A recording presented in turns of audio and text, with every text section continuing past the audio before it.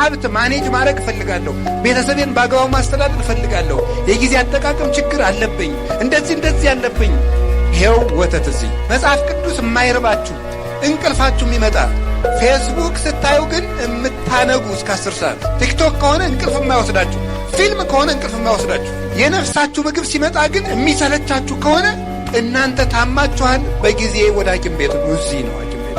ግን ይሄ ሙሽራችሁ ክርስቶስ የጻፈላችሁ ደብዳቤ ነው። ይሄ እንዴት ይሰለቻችኋል? በቀላሉ ማልለዋወጥ ሰው መሆን ፈልጋለሁ። የመርከቡ ቀዛፊ መርከቡ ውስጥ አለመኖሩ መርከቢቱን እንደሚያሰጥማት ሁሉ የመምህር መታጣት እጅግ ክፉ ተግባር ነው። የብጥብጥና የመከራ ምንጩ የመምህር መታጣት ነው ይላል። ማነው እንደሚለው? ዮሐንስ አፈወርቅ። ለምንድን ነው ስለ ወንጌል የምንጸልየው? ወንጌል ምናችን ስለሆነ ነው።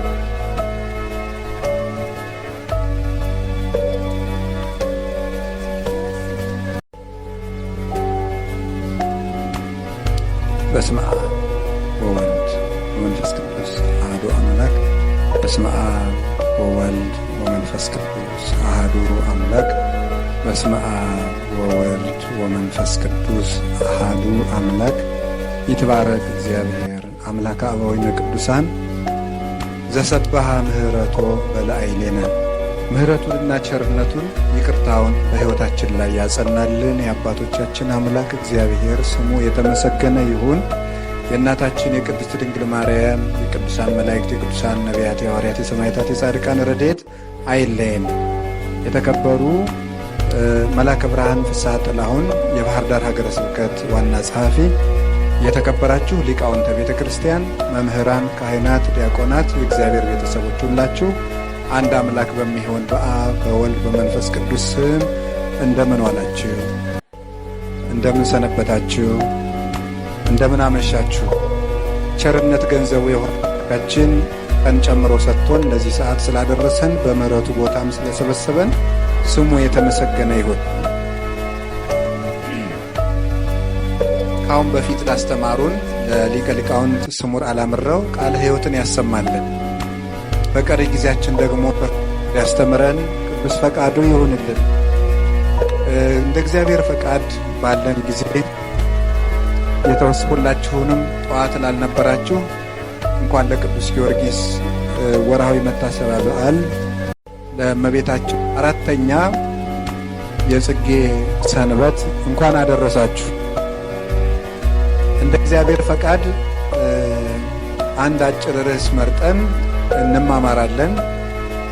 ቅድም መምህሩ አስቀድመው ሲያስተምሩን እንደው ሃይማኖታችን እንድናውቅ የምናደርገውን ነገር አውቀን እንድንቀጥል አስተምረውን ነበርና እኔም ከዚያው ጋር የተያያዘ ማጠቃለያ የሚሆነንን ነገር እሳቸው ስለጀመሩልኝ በዛው ሄጄን የምጨርሰውና በቀደም በዕለተ ዓርብ ሊቀ ሊቃውንት ስምዐኮን መላክ አስተምረውናል። ሊቀ ሊቃውንት ስሙር ደግሞ ትናንትም ዛሬም አስተምረውናል። ስለዚህ እግዚአብሔር እንደፈቀደ የወደደውን ለነፍሳችን የሚበጀውን ነገር አስተምሮናል። ያስተማራን አምላክ ክብር ምስጋና ይግባው። በተማርንበት እንድናፈራ ይፍቀድልን። ቀሪ ጊዜያችን ይባርክልን። ለዛሬ የመጨረሻ ርዕስ እንዲሆንን የመረጥኩት ጸልዩ በእንተ ወንጌል ቅዱስ በሚል ርዕስ ነው የምንማማር። ስለ ቅዱስ ወንጌል ጸልዩ። እስኪ በሉ ሁላችሁም ተናገሩ። ግድ የላችሁም። እንደው አስከፋችኋለሁ ብዬ ነው እንጂ አለመናገራችሁን የሚተች የሆነ ነገር ልናገራችሁ ብዬ ተውኩት። ይሄ ትልቅ ስድብ እንደሆነ ታውቃላችሁ አይደል? እነግርህ ነበር ማለት በጣም ኃይለኛ ስድብ ነው። ነበር አላንድ ሰው ንገሩኝ ባይ ካለ ሰድቦ ጨረሳችሁ ማለት ነው። እና የስድብ ክፉ እነግርህ ነበርና እምልህ የጠፋኝ የሚል ነው። እምልህ የጠፋኝ ካለ ስድቡ ሁሉ አይገልጽልኝም እንደማለት ነው። እና ክፉ ተሳዳቢ ነው እንደዚህ የሚል ሰው አያጋጥማችሁ። እና እስኪ ስለ ቅዱስ ወንጌል ጸልዩ በሉ ሁላችሁ እስከ ዳር ያላችሁ ድጋሙ በደንብ አድርጋችሁ። ስለምንድን እነማን አሁን ዲያቆናት አሉ ለካ አሉ አይደለም አሉ ላስብላቸው አንዱን ዲያቆን ካልተፈቅዳላችሁ፣ አዎ ይበሉት፣ በዜማ ይበሉት። እሺ እናንተ በጣም እሺ።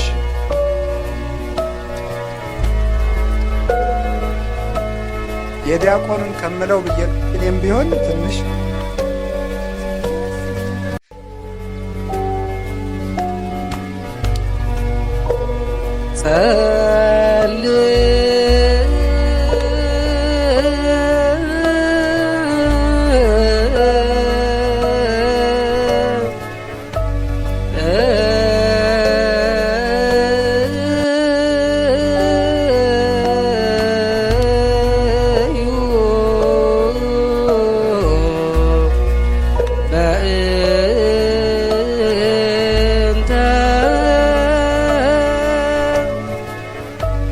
ወንጌል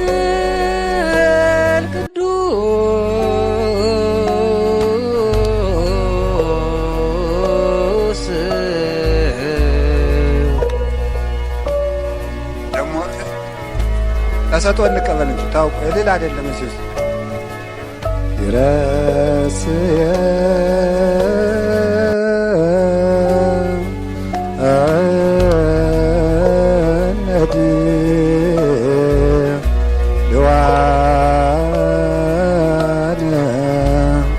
ለሰሚዐ ወንጌል ቅዱስ። እሺ ቃለ ሕይወትን ያሰማልን። ስለዚህ ርዕሳችን ምንድን ነው የሚለው? አንድ የድገሙት አንድ ጊዜ ስለ ቅዱስ ወንጌል። እሺ ይሄንን ርዕስ እንግዲህ እግዚአብሔር ስለ ሰላም ጸልዩ፣ ስለ ቤተ ክርስቲያን ጸልዩ፣ ስለ ፓትርያርኩ ጸልዩ፣ ስለ ሊቀ ጳጳሱ ጸልዩ እያለን ይቆያል። ዲያቆኑ ቅዳሴ ላይ ትልልቅ ርዕሰ ጉዳዮች ናቸው እዚህ ውስጥ የምንታዘብ። እንግዲህ ቅዳሴ ራሱ ጌታችን መድኃኒታችን ኢየሱስ ክርስቶስ መሥዋዕትም ሊቀ ካህናትም ንጉሥም ሆኖ የሚገኝበት ጊዜ ነው። ትልቅ ጊዜ ነው። የመጨረሻ የመንግሥተ ሰማያት ሕይወታችን ማኅተም የሚታተምበት ጊዜ ነው ቅዳሴ እና በዚህ ጊዜ ከምንታዘዘው ትእዛዝ ትልልቅ ትእዛዝ ነው። ቅድስት ቤተ ክርስቲያን በዚህ የመጨረሻው ትልቅ ሰዓት ላይ ካዘዘችን ትእዛዝ መካከል አንዱ ስለ ቅዱስ ወንጌል እንድንጸልይ ነው። ስለ ቅዱስ ወንጌል እንጸልይ ካል አንድ ሁለት ርዕሶችን እናይና ትምህርቱን እንቋጨዋለን። የመጀመሪያው ወንጌል ምንድን ነውና ለእኛ ምናችን ነው? እሱ ላይ ትንሽ ጊዜ ይሰጥ። ለምንድን ነው ስለ ወንጌል የምንጸልየው? ወንጌል ምናችን ስለሆነ ነው። እስኪ አንድ ጊዜ ወንጌል ምናችን ነው ብላችሁ ጠይቁ። አሁን እንድንጸልይ ታዘናል። ስለ ወንጌል ጸልዩ ተብላችኋል። ሁላችሁም ማለት ነው። ሁላችሁም ወንድም ይሁን ሴትም ይሁን ነጋዴም ይሁን ምንም ይሁን ክርስቲያን እስከሆንክ ድረስ ኦርቶዶክስ እስከሆንክ ድረስ ስለ ወንጌል ልጸልይ ይገባል። ሽማግሌም ወጣት ሕፃንም ይሁን ምን ነጋዴም ሆንክ ሥራ የሌለም ብትሆን ስለ ወንጌል መጸለይ የአንድ ክርስቲያን አምላካዊ ትእዛዝና ግዴታው። ስለዚህ ስለ ወንጌል እንድንጸልይ ወንጌል ምንድን ነው? ወንጌል አንደኛ የቃሉን ትርጉም ይዤ ትንሽ እነግራችኋለሁ። ሁለተኛ መሰረታዊ ሐሳቡን እነግራችኋለሁ። ወንጌል ማለት የግሪክ ቃል ነው። የግሪክ ቃል ነው ቃሉ። ወንጌል ማለት ብስራት ማለት ነው። ብስራት ማለት ነው። ስብከት ተብሎ ይተረጎማል። ስብከት ማለትም ብስራት ማለት ነው። ወይም በጎ ዜና ማለት ነው። በጎ ዜና፣ በጎ ወሬ ማለት ነው። ወሬ የሚለው ትንሽ ይቀላል። በጎ ዜና ማለት በግዕዝ በአማርኛ ሲመጣ ወሬ ማለት ነው። ዜና ማለት እሱ ነው። ስለዚህ በጎ ዜና፣ በጎ ነገር፣ በጎ ቃል፣ በጎ የምስራች ማለት ነው። የምስራች ማለት ነው። ወንጌል ማለት ቃሉ የምስራች ማለት ነው። ለምንድን ነው የምስራች የሚባለው? ወንጌል አሁን እዚህ ስትመጡ ምን ልታደርጉ ነው የመጣችሁ? ልትማሩ። ምን ልትማሩ? ወንጌል። ወንጌል ምንድን ነው? እስኪ የምስራች በሉ። የምስራች ልትሰሙ ነው የመጣችሁት። አትም ቤተክርስቲያን ስትሄዱ ጉባኤ ተዘጋጀም ሲባል የምትሰሙት የምትመጡት በየጊዜው የምስራች ልትሰሙ ነው።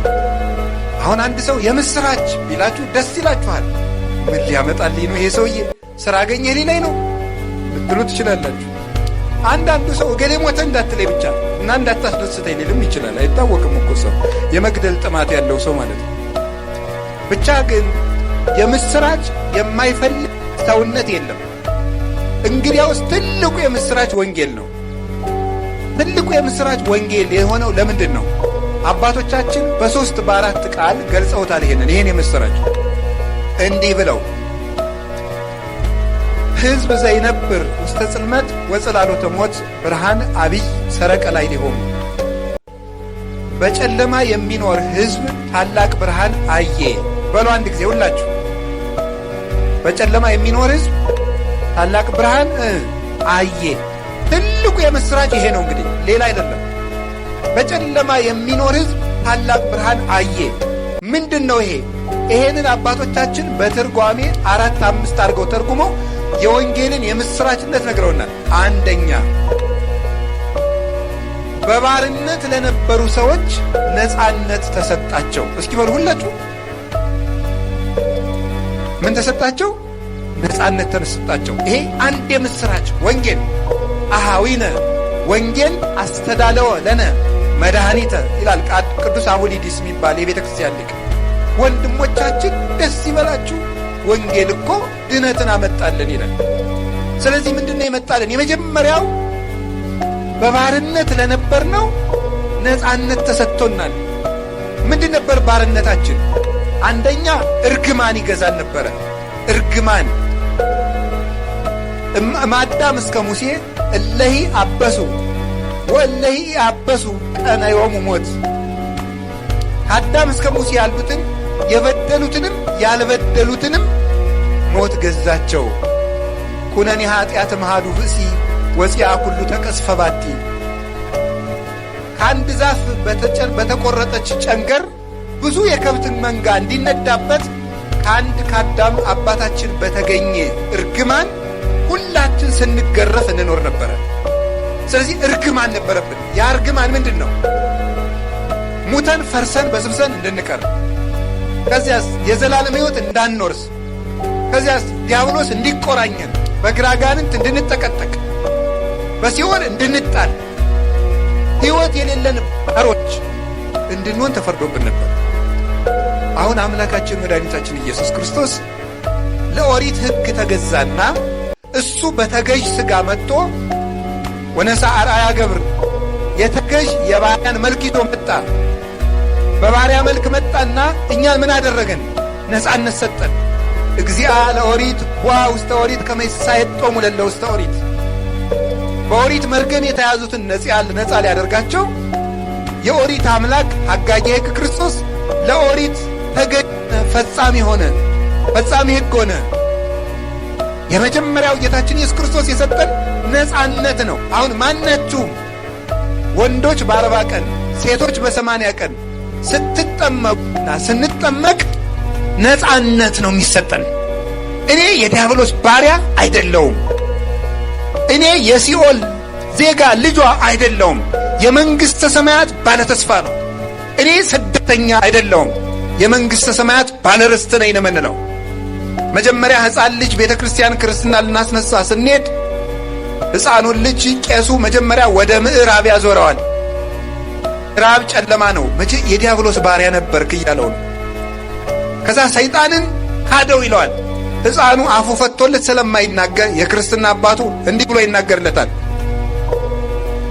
እክህደከ ሰይጣን፣ ሰይጣን ሆይ እክህድሃለሁ፣ ሰይጣን ሆይ እክህድሃለሁ፣ ሰይጣን ሆይ እኔ ያንተ ልጅ አይደለሁም ይላል። ወደ ምስራቅ ያዞረውና አምን ብከ ክርስቶስ አምላኬ፣ ጌታዬ ኢየሱስ ክርስቶስ ሆይ ባንተ አምናለሁ ሕግህንም እቀበላለሁ ያስብለዋል። ወኩሎ ሕገከ ወለኩሎም ቅዱሳኒከ፣ ሕግህን እቀበላለሁ ቅዱሳኖችንም አምናለሁ ያስብለዋል። አያችሁ፣ ሰይጣን ሆይ በቤተ ክርስቲያን ፊት ቆሜ እክድሃለሁ ምንለው የነፃነት ማህተም ስላለን ነው። ይሄ የመጣው በምንድን ነው? በወንጌል ነው። ወንጌል የምስራች ናት። የምስራች ሁላችሁ እንኳን ደስ ያላችሁ።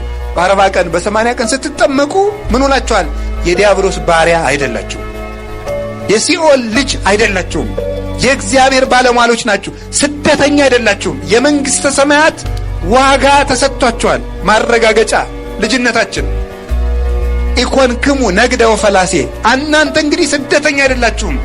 አላ ሰብአ ሀገሪቶሙ ለቅዱሳን አንትሙ፣ እናንተ የቅዱሳን አባቶቻችን ባላገሮች ባለርስቶች ናችሁ ብሎ ቅዱስ ጳውሎስ እንደነገረን የመጀመሪያው መድኃኔ ዓለም የሰጠን ነጻነት ነው።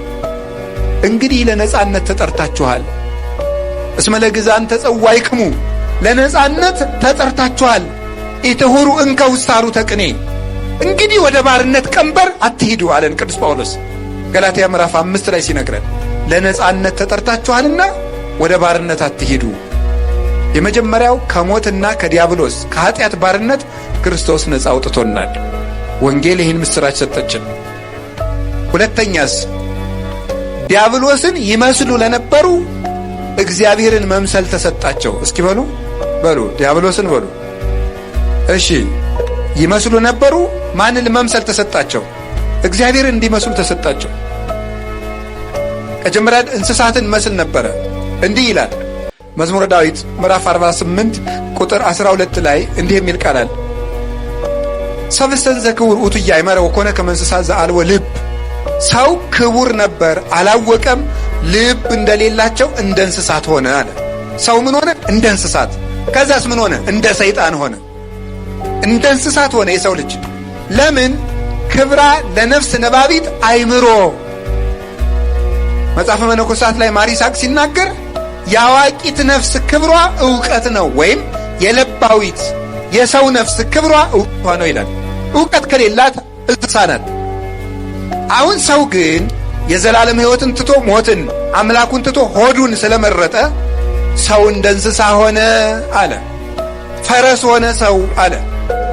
ኢየሩሳሌም ኢየሩሳሌም ውሉድኪ ኮኑ ከመ አፍራስ ዘማውያን፣ ኢየሩሳሌም ልጆችሽ እንደ ፈረስ ሆኑ፣ እንደ ውሻም ሆኑ፣ አስጸየፉኝ ይላል የሰራዊት ጌታ እግዚአብሔር ይላል ኢሳይያስ። ሰው እንስሳ ሆነ ተባለ። አሁንሳ የእግዚአብሔር ልጅ ኢየሱስ ክርስቶስ ራሱ እግዚአብሔር የሆነው እሱ ከእመቤታችን ከቅድስት ድንግል ማርያም ተወልዶ መጥቶ ምን እንደሰጠን ታውቃላችሁ? ይሄን ሰጠን። ምን ሰጠን? ነአምር ከመ መጽአ ወልደ እግዚአብሔር ወወሀበነ ልበ ከመ ናእምሮ ለእግዚአብሔር በጽድቅ ወሀለውነ በአሚን በወልደ እግዚአብሔር ዘውቱ እግዚአብሔር ዘበአማን። የእግዚአብሔር ልጅ እንደመጣ እግዚአብሔርን እናውቅ ዘንድ ልብ እንደሰጠን እናውቃለን። በእግዚአብሔር ልጅ በማመን ለዘላለሙ ጸንተን እንኖራለን። እርሱም እውነተኛ የባሕርይ አምላክ ነው። አንደኛ ዮሐንስ ምዕራፍ 5 ቁጥር 20 ላይ የእግዚአብሔር ልጅ እንደመጣ እግዚአብሔርን እናውቅ ዘንድ ልብ እንደሰጠን እናውቃለናል። ጌታችን ኢየሱስ ክርስቶስ መጥቶ ምን ሰጠን ብትሉ ልብ ሰጥቶን ሄደ።